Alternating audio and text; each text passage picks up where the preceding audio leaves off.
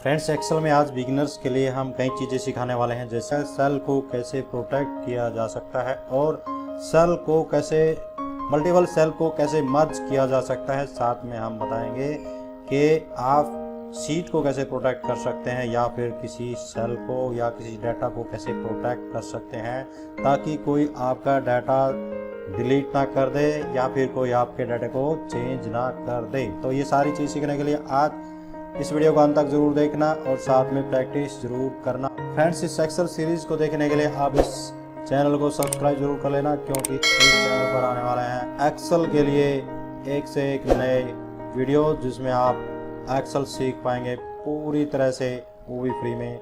आपको कोई पैसा नहीं देना पड़ेगा और आप हो जाएंगे एक्सेल में एक्सपर्ट।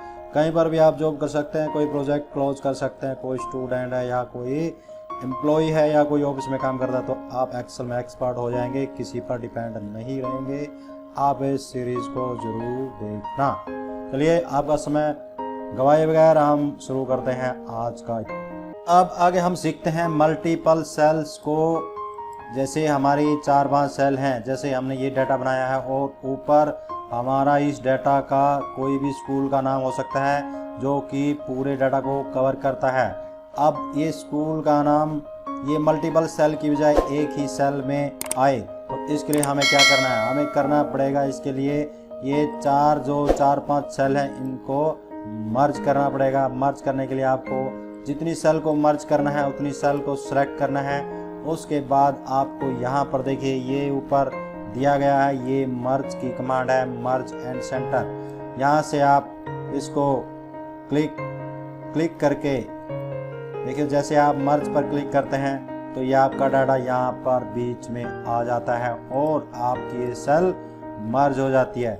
यहाँ पर देखिए आप मर्ज सेंटर कर सकते हैं, मर्ज एक्रॉस कर सकते हैं, मर्ज सर्च कर सकते हैं, अनमर्ज भी कर सकते हैं। अब मान लिया आपने ये डाटा मर्ज कर दिया है, ये 4 की 4 सेल मर्ज कर दी हैं, आप इसको दोबारा से अनमर्ज कर सकते हैं। ये वापस 4 सेल बन गई हैं। पहले ये 1 सेल बन गई थी, अब ये 4 सेल बन गई हैं। अब दोबारा फिर इसको मर्ज करते हैं। फ्रेंड्स, अब अगला पॉइंट आता है कि हमने डाटा तो लिख दिया है लेकिन ये डाटा हमारा सही से अलाइंड नहीं है। ये डाटा देखिए, यहाँ पर पूरा डाटा लेफ्ट साइड में गया हुआ है, ये पूरा डाटा राइट साइड में गया हुआ है, यहाँ पर लेफ्ट में गया हुआ है। तो इस डाटा को हम सेंटर में कैसे कर सकते हैं या लेफ्ट राइट अप डाउन कैसे कर सकते हैं? तो इसके लिए हमें कमांड जो है वो लगानी पड़ेगी, वो है हमारी डाटा अलाइनमेंट कमांड। हम डाटा अलाइनमेंट कहाँ से कर सकते हैं? हम डाटा अलाइनमेंट 2 तरह से कर सकते हैं। एक हमारा ये जो पूरा पोर्शन है ये डाटा अलाइनमेंट के लिए ही है, और इसके अलावा हम दूसरे तरीके से हम कर सकते हैं कि हम यहाँ पर राइट क्लिक करके यहाँ पर जो सेल फॉर्मेट सेल दिया गया है इस पर क्लिक करके हम डाटा अलाइनमेंट कर सकते हैं। अब यहाँ पर देखिए ये हमारा फॉर्मेट सेल ओपन हो गया है। यहाँ से हम यहाँ अलाइनमेंट को क्लिक कर सकते हैं और यहाँ से हम इसको सेंटर लेफ्ट राइट कहीं पर भी कर सकते हैं।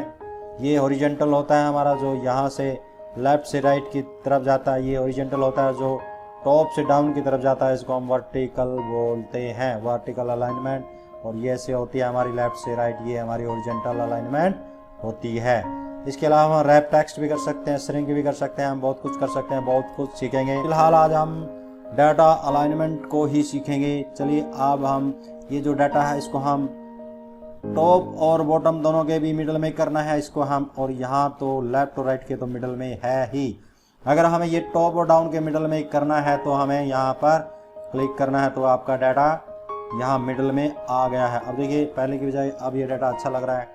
अब यहाँ पर देखिए नंबर्स राइट साइड में गए हुए हैं और ये जो नाम है सब्जेक्ट का वो लेफ्ट साइड में गया हुआ है। अब हमें क्या करना है, इसको भी हमें मिडल में करना है और इसको भी हमें मिडल में करना है। तो इसके लिए हमें यहाँ पर क्लिक करना है। ये हमारा लेफ्ट और राइट का मिडल होता है, लेफ्ट और राइट अलाइनमेंट होती है। जैसे करते हैं देखिए ये हमारा मिडल में आ गया। अगर हम पूरे डाटा को राइट करना है तो हमें इस ऑप्शन पर क्लिक करना है, और ये अगर पूरे डाटा को हमें लेफ्ट करना है तो हमें इस ऑप्शन पर क्लिक करना है। अब देखिए ये ऑप्शन हम दोबारा प्रेस करते हैं, हमारा डाटा मिडल में अलाइन हो गया है। अब पूरे जितने भी सेल हैं, जितने भी सेल में आपको डाटा अलाइन करना है, उन सभी को सिलेक्ट करके एक साथ भी हम डाटा को अलाइन कर सकते हैं। अब देखिए ये डाटा हमारा बॉटम में आ गया है। ये जो सेल की बॉटम होती है उसके बॉटम में आ गया। अब हमें क्या करना है, इस डाटा को हमें मिडल में करना है, जैसे हमने इसको किया था। अब इसके लिए भी हम सभी को सिलेक्ट करके यहाँ से हम मिडल में कर सकते हैं। देखिए अब ये हमारा डाटा यहाँ पर मिडल में आ गया। अगर हमें ये डाटा भी हमें लेफ्ट राइट के मिडल में करना है तो यहाँ से भी हम इसको मिडल में कर सकते हैं। अब देखिए ये डाटा हमारा कितना अच्छी तरह से अलाइन हो चुका है, ऊपर से भी मिडल में है और दाएं बाएं से भी मिडल में है। इस तरह से हम एक्सेल में कोई भी डाटा को अलाइन कर सकते हैं। चलिए हमने अब अलाइनमेंट तो सीख लिया है। अब हमें सीखना है कोई भी डाटा है, अब हमारा ये स्कूल का डाटा है, इंफॉर्मेशन है, हमें इसको प्रोटेक्ट करना है ताकि इस डाटा को कोई चेंज ना कर पाए। मान लीजिए विनोद के जो मार्क्स है मैथ में वो 82 आए हैं, वो कोई मार्क्स को 90 ना कर पाए, 90 ना कर दे। तो इसके लिए हमें क्या करना है, इसके लिए हमें अपना डाटा को प्रोटेक्ट करना है। डाटा प्रोटेक्ट करने के लिए आपको सेल को और साथ में आपको शीट को प्रोटेक्ट करना पड़ेगा।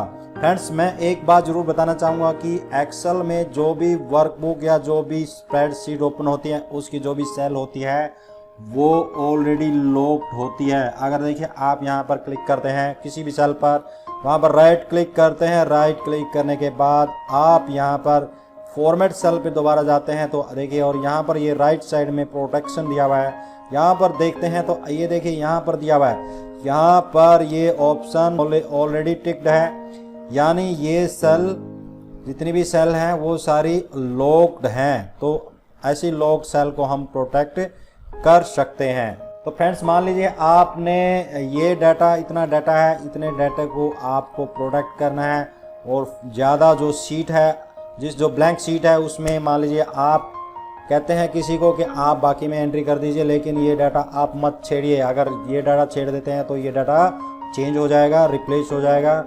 और ऐसी श्योरिटी के लिए आपको क्या करना पड़ेगा, सबसे पहले आपको इस डाटा को प्रोटेक्ट करना पड़ेगा। इस डाटा को प्रोटेक्ट करने के लिए आपको सबसे पहले क्या करना है, पूरी शीट को सिलेक्ट करना है। शीट को सिलेक्ट करने के बाद आपको यहाँ से आपको राइट क्लिक करना है, राइट क्लिक करके दोबारा फिर फॉर्मेट सेल में जाना है। यहाँ से आप इसको यहाँ टिक हटा देंगे, इसको अनलॉक कर देंगे पूरी शीट को। अब क्या करना है, आपको यहाँ से ओके दबाना है। अब दोबारा फिर आपको केवल जितना एरिया आपको प्रोटेक्ट करना है उतने एरिया को आपको लॉक करना है। दोबारा फिर आपको फॉर्मेट सेल में जाना है, यहाँ से आपको प्रोटेक्ट करना है, लॉक करना है। ये आपका देखिए जितना आपने एरिया सेलेक्ट किया था उतना एरिया आपका लॉक हो गया है। अब क्या करना है, आपको यहाँ पर आके आपको इस पूरी शीट को प्रोटेक्ट करना है। यहाँ पर आपको राइट क्लिक करना है, देखिए ये प्रोटेक्ट शीट दिया हुआ है, यहाँ पे ऑप्शन आपको नजर आएगा, इस पर क्लिक करना है। यहाँ पर आपको इसका पासवर्ड देना है, दोबारा फिर पासवर्ड देना है जो कि री एंटर पासवर्ड मांगता है, सेम देना है। अगर डिफरेंट देंगे तो ये प्रोटेक्ट नहीं होगी, ओके करना है।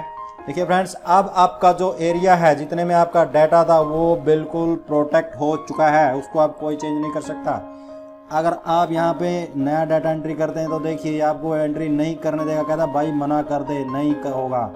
दोस्तों इस तरह से मान लीजिए आप यहाँ पर कहीं पर भी चेंज करना चाहते हैं तो आप बिल्कुल नहीं कर पाएंगे। लेकिन हाँ, आप ये जो एरिया जो अनप्रोटेक्टेड है यहाँ पर आप कुछ भी लिख सकते हैं। ये पूरा एरिया आपका अनप्रोटेक्टेड है, अनलॉक्ड है, लेकिन ये एरिया आपका लॉक्ड है। तो यहाँ पर आप भी कोई भी टेक्स्ट या कोई भी वैल्यू आप यहाँ पर एंटर कर सकते हैं।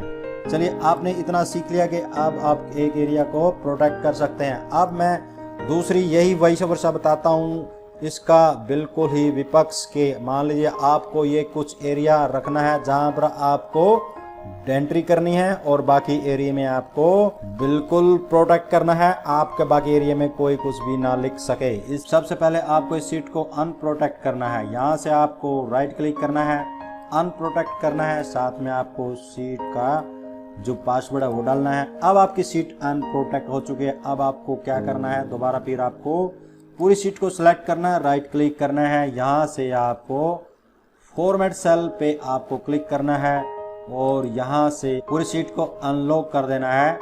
दोबारा फिर आपको यहाँ से राइट क्लिक करना है, राइट पूरी सीट को सिलेक्ट करना है, राइट क्लिक करना है और यहाँ से आपको फॉर्मेट सेल पे जाना है, यहाँ से पूरी सीट को आपको लॉक कर देना है। अब आपकी पूरी सीट लॉक हो चुकी है, ओके करना है। अब क्या करना है, आपको जितना एरिया में आपको डाटा एंट्री करनी है उतने एरिया को सिलेक्ट करना है और उसके बाद आपको फिर राइट क्लिक करना है। उस सिलेक्टेड एरिया पर ही आपको राइट क्लिक करना है, फॉर्मेट सेल पे जाना है और आपको ये अनलॉक कर देना है उतना एरिया। फिर दोबारा आपको वही सेम रिपीट करना है, सीट पर जाना है, राइट क्लिक करना है, प्रोटेक्ट सीट करना है, पासवर्ड देना है, रिपीट पासवर्ड देना है और इस तरह से आपका जितना ये एरिया आपका अनप्रोटेक्टेड है इतना। और यहाँ पर आप कहीं पर भी लिखेंगे तो ये आपको बिल्कुल नहीं लिखने देगा, मना कर देगा, ना भाई ना, इस एरिया में आपको लिखना अलाउड नहीं है। यहाँ पर भी अगर आप लिखते हैं तो कहता बस भाई इस एरिया में आप नहीं लिख सकते। अब कहता कि जितना एरिया आपने मांगा था उतना एरिया दे दिया मैंने, उतने एरिया में आप लिख लीजिए, एंटर कर लीजिए। देखो यहाँ पर आपकी एंट्री हो रही है, आप चाहे न्यूमेरिकल लिखिए, चाहे आप यहाँ पर टेक्स्ट लिखिए, कुछ भी लिखिए, जितना एरिया आपका प्रोटेक्टेड है, यहाँ तक भी आपका अनप्रोटेक्टेड है, यहाँ पर आपका अनप्रोटेक्टेड है, यहाँ पर आपका प्रोटेक्टेड है। जी यहाँ पर देखिए, ये देखते हैं, ये भी आपका अनप्रोटेक्टेड है और ये आपका एरिया प्रोटेक्टेड है। इस प्रकार आप प्रोटेक्ट अनप्रोटेक्ट कुछ एरिया को प्रोटेक्ट कर सकते हैं या पूरी सीट को प्रोटेक्ट कर सकते हैं। दोबारा फिर आपको कोई अगर इसमें परेशानी होती है तो आप इसको राइट क्लिक करके अनप्रोटेक्ट कर सकते हैं अपना पासवर्ड डालकर। जी हाँ दोस्तों, ये आज सीखा आपने प्रोटेक्ट और अनप्रोटेक्ट सीट को या सेल को कैसे किया जा सकता है। फ्रेंड्स, आज हमने एक्सेल में जो नई चीज़ें सीखी हैं वो इस प्रकार हैं। टेक्स्ट अलाइनमेंट कैसे किया जा सकता है, जैसे ऊपर नीचे दाएं बाएं।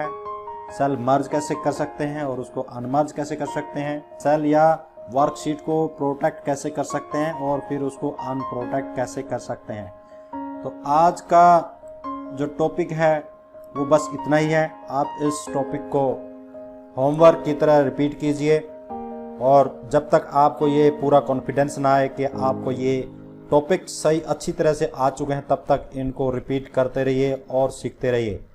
उम्मीद करता हूँ आपको ये वीडियो पसंद आया और साथ में चैनल को सब्सक्राइब ज़रूर कर लेना, साथ में लाइक ज़रूर कर देना और बेल आइकन को प्रेस ज़रूर कर देना। इसी के साथ आज का लेसन क्लोज करते हैं। थैंक्स।